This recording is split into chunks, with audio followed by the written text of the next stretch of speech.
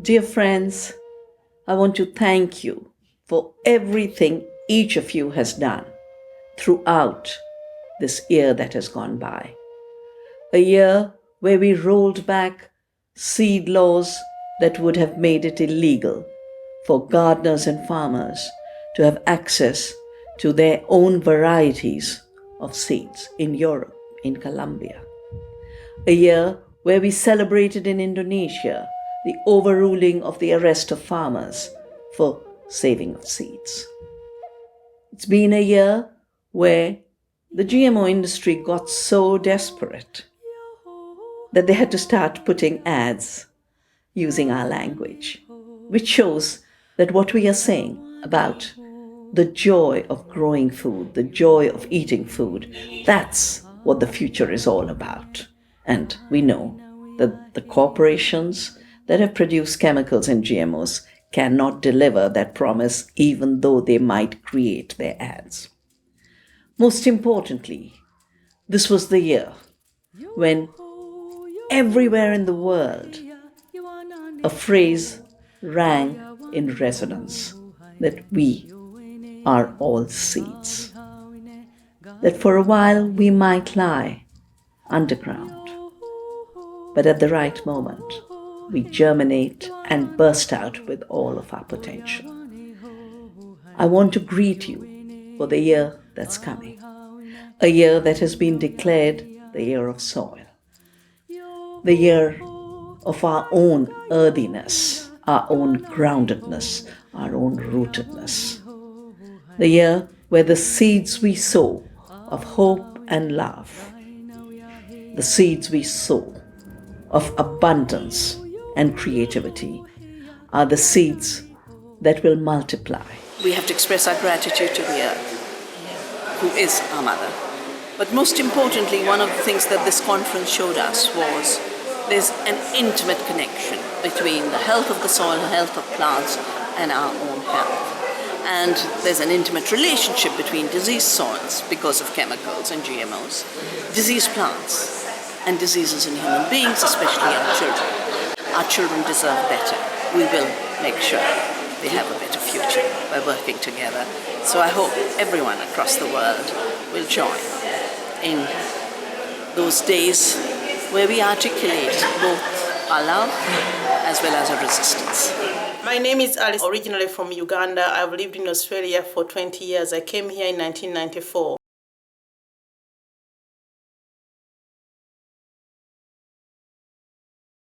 I had problems with my fertility. I suffered from infertility for over 9 years. I struggled with having babies. I tried fertility treatments, and every time I would conceive, I would lose the babies. In total, I lost 9 babies. And then I read a book which said that I needed to change the diet I was having, the waters I was drinking, the sugars, and all the things I was eating, and turn it to organic foods. So I changed all the foods I was eating. I reduced the meat I was eating. I stopped having sugar. I stopped having wheat. I stopped having, actually, even milk. And within a short time, when I started this changed diet, I conceived again. And this time I was able to conceive a live baby. In 2003, I gave birth to my first son. He was healthy and live, and that was the most beautiful time for me. And then after that, I desired to have another baby, but because I received assistance before through all this process, I thought maybe it is the assistance from the hospital that enabled me to get a baby. But this time I thought, no, I'm not going back to the hospital. I just want to see how my body is functioning. I still continued on with my organic food eating. And for the first time ever, I conceived my baby naturally without any help from the hospital, and I had my second baby. And for the third baby too, that is what happened with me. As long as I continued eating the organic foods and cut out all the sugars, the milk, the meat, and everything, I got a baby girl out of it at 45 years of age. I got my baby girl and I was so excited. But every time I changed and went back to non-organic foods, I would conceive and lose the babies. So I figured there was a correlation between the food I was eating and why I was losing babies. And that is my story.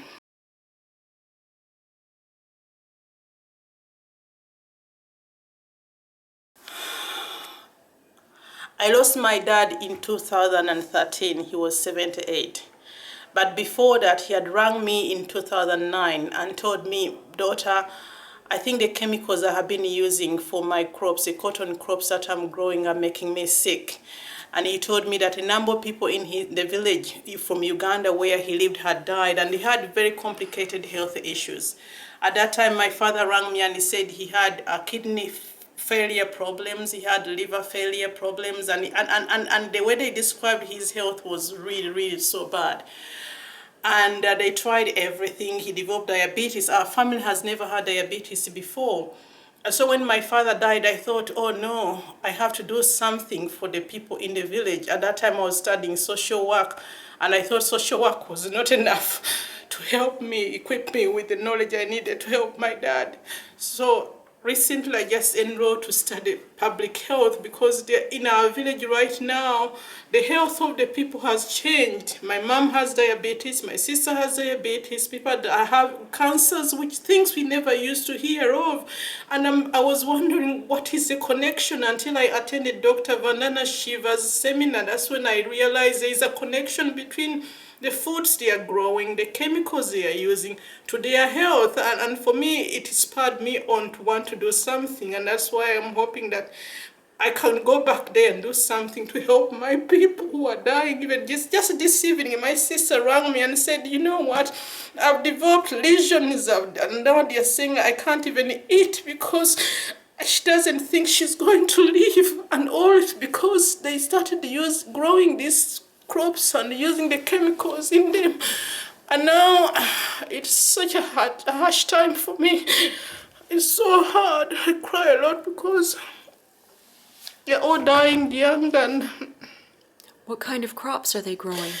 Cotton and corn, all Is the it GMO? I think it's GMO because they have to use all the Roundups. And my dad showed me these are the things, but they are using them with bare hands, and they are not even taught how to use them effectively. And sometimes the gardens are so far away from the homes, so they are touching themselves. They are eating foods before they wash their hands properly, and they are ingesting. I think most of the time they are ingesting these things live, And now what is happened in my village? The grounds are depleted of nutrients. Before they would grow cotton and then grow another crop after the cotton, but now if you grow another crop immediately after you've grown this GMO cotton, you don't get anything out of the ground. And now people are going hungry. There's a humongous food shortage now in the village, which used not to be there. And so you hear every food you throw out, you think, oh, someone is going hungry. I wish I was there to feed them, but what do? It is a huge problem. We used never to have food shortages at all, but now they can no longer sustain themselves with the food they are growing in the gardens anymore because there's nothing there. And unless they continue on with these chemicals, depleting and spraying, they don't even get enough of what they are growing. And it is such a painful experience to go through and to realize it is happening every day. So I'm thinking that my sister's illness is related to this corn and cotton which we had to grow in order to live, to subsist. So it's just, I'm sorry. I'm sorry. I'm so sorry.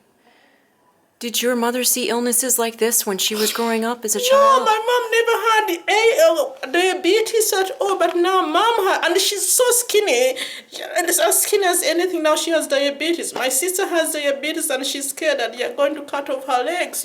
Why? They are as skinny as anything. It's not from the food they are eating. You would think diabetes is related to the food people are eating, but these people are not even eating enough. But now everyone is diabetes. My sister just told me the other day, the diabetic epidemic is just too big now.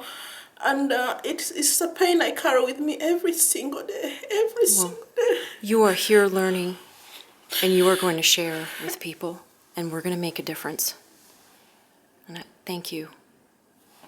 After the death of my father, I started talking to friends about GM foods, and they directed me to a seminar which was going to take place in Sydney, hosted by Dr. Vandana Shiva. And when I attended that seminar, I just realized the magnitude of what is happening out there. And so I decided to be a part of this group of people who are trying to make a difference in people's lives. And this evening I attended a seminar, a meeting, which just enabled me to understand much more what the health effects of GM foods to people. And now I'm going away thinking, maybe my son, that is why what is happening to him, because I have a son who we are worried about right now, you know, but it's because he eats a lot of bread all the time, and all he wants is pasta and bread. But now I make a connection between his behavior, his aggressiveness, with what he's eating, you know, because since I stopped having organic foods, now I can see the correlation between how my son's growth and development and his behavior has been impacted as a result.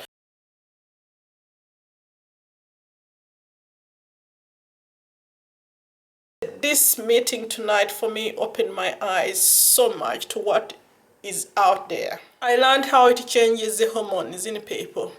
I learned how it causes all these other sicknesses, which and people can't find out what is the cause of them, you know. I learned that maybe sometimes the behavior issues we are dealing with my own son is because of the foods that we are eating and the waters we are drinking. I also learned that the issues I dealt with as a mother trying to conceive could have been related to the water I was drinking, to the food I was eating, because until I changed from eating those things and drinking the water, that is when my body repaired. Actually, my body actually really repaired, that I did not even have to go back and use fertility treatments for me to try and conceive. So I wish so many people would come and attend these meetings, because the information is out there for us to know what is happening to our health and the health of our people, and what we can do to protect our children and our future and our communities. And for me, that is the message I get out of here. And what is it that you think we need to do? We have to go back the way our mothers farmed. We have to go back the way our grandfathers farmed. We can no longer, I don't think that it is... right now, I do not really think it is important for us to keep growing the crops we buy. We need to cultivate our own organic seeds so people can grow the organic foods. We need to stop, especially in poor countries where people are not well taught how to use these chemicals. We need to stop them to even having those chemicals around them.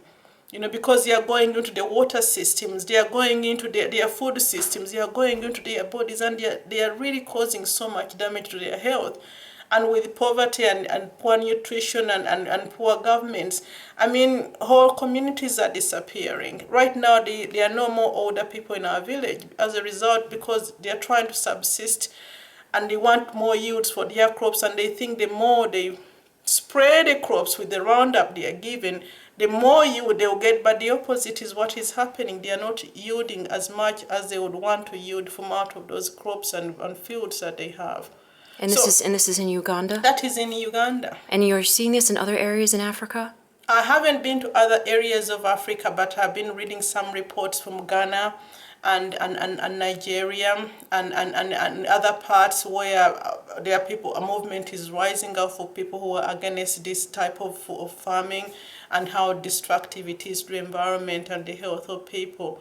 So while I study public health, I'm more interested in environmental health, and I think these are some of the things I'm going to encounter in my course, which are going to enable me or to arm me a little bit better than what I know right now, probably to make a difference to those communities. I remember Dr. Vandana Shiva, when I asked her what I needed to do, she said, you have to take up the leadership and empower women and girls, and that is my goal right now. I'm in touch with some people from Uganda, with a managing director and a person who is in agriculture, and I've started a conversation around grassroots projects of empowering women and girls in particular, because they are the ones who bear the burden of sickness, the burden of disease in Africa, to go back and stop this. It has to be stopped. It has to be stopped. Otherwise, it's just impacting the health of people in a great way. Yes, thank you so much. We invite people to get together. The mothers across Africa can do that and come together and talk and communicate and see how they can support the communities to be healthy and to grow, to farm like your grandmothers did. Yes. Right. Yes. To farm like our grandmothers do. We always had foods from one season to the other, but now that is no longer the option. They can't. They have less food now. Oh, less. My mom can have 2 acres of corn, and all she can have is just 2 bags of corn. That is only 200 kilos, which won't even sell. Before, what could you have before? Or you would have maybe like 50 bags of corn out of 2 acres. And did you grow other food too, Oh, like we grew beans other and foods. We grew beans, we grew nuts, we grew soy, we grew sorghum, we grew cowpeas and chickpeas and all those peas now. But right now, the options are limited. There is a lot of GMO corn, I must say, but it is not yielding. It doesn't yield at all, and you cannot reuse the seeds. Right. You have to go and buy new seeds for the next season. Before you could reuse the seeds of the crops you're growing, but now with the GMO corn, you can't reuse the seeds. And these are poor people. They're really, really poor. They cannot afford to keep buying seeds every time it is a season for growing corn. It is very hard for them, and that is causing the increased shortage of food in Africa. Because now people like my mom who never had food shortages are also experiencing it. So you don't believe that the GMO companies that are selling seeds are really trying to feed the world? No. Thank you for sharing your story. Where the seeds are located is far away from where these villages are. So these people have to go there. It costs them a lot of money to even go and buy the seeds, and then you come back and buy the seeds, and then you have to maintain them with the chemicals that you're and unless you use the chemicals, which they tell them is supposed to be the case, you won't have a yield. Yeah, so it's to sell the chemicals. That's what it's for. Yeah. Thank you for your story, for your personal experience and what you're seeing. And I'm very sorry for your loss. And we're going to work together to help other people prevent loss with other people. We celebrate life. We celebrate the defense of life, which is fierce love. Yes. Love that is so dedicated to our children and to the earth that it will not ever say, no, I cannot do anymore. You are called to be a mother, to nurture family. You are called to be a brother, be strength in times of need. You are called to be a neighbor.